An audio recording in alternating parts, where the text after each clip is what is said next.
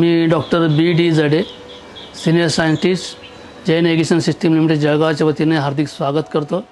आपण कृषी प्रदर्शनाच्या बाबतीत नेहमी ऐकत असतो, पण ॲग्रोवर्ल्ड कृषी प्रदर्शन हे सर्व कृषी प्रदर्शनापेक्षा आगळं वेगळंच आहे। 11 वर्षापूर्वी याचं रोपटं लावण्यात आलं होतं।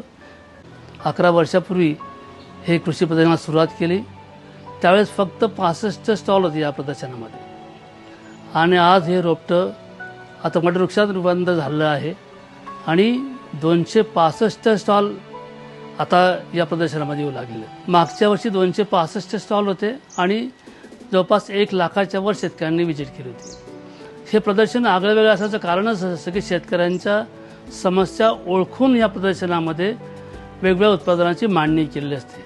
विशेष म्हणजे मांडणीसुद्धा अशी अस्ताव्यस्त नसते, ही वेगवेगळ्या डिपार्टमेंटच्या नुसार ती मांडणी केलेली असते। म्हणजे सुरुवातीला रोपांची लागवड असेल, बियांची लागवड असेल, तर त्या पद्धतीचं ज्या कंपन्या ज्या आहेत, सीड कंपन्या असतील, टिश्यूकल्चर रोपं कंपन्या असतील, तर यांची मांडणी तिथून असून तर काढणीपर्यंत म्हणजे यांत्रिकीकरणापर्यंत नेलेलं आहे। मग यांत्रिकीकरणामध्ये जमिनीच्या मशागतीपासून तर काढणीपर्यंत जी आपल्याला जे काही मशिनरी लागणार आहे, यंत्र लागणार आहे, त्याचीसुद्धा इथे मांडणी केलेली असते। ट्रॅक्टर्स असतात, ट्रॅक्टर ड्रॉन असतात, बुलेट ड्रॉन असतात, थर असतात, ऑटोमेशन सिस्टीम्स असतील, वेगवेगळे स्प्रिंकलर त्याच्यामध्ये आहेत, त्या स्प्रिंकलरमध्ये आहे, त्याच्यामध्ये वेगवेगळ्या प्रकारची मांडणी तिथे केलेली असते। प्रत्यक्ष लाईव्ह डेमॉन्स्ट्रेशन त्या ठिकाणी असतं। आणि या प्रदर्शनाची व्याप्ती केवळ जळगाव जिल्ह्यापुरती राहिलेली नसून महाराष्ट्राच्या बाहेरचे जे राज्य जे आहेत, गुजरात असेल, मध्य प्रदेश असेल, इथले शेतकरीसुद्धा ह्या प्रदर्शनामध्ये भाग घेतात।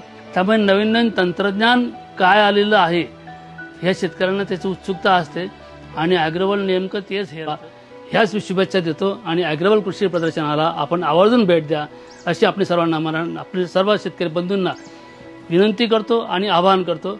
नमस्कार, जय हिंद, धन्यवाद।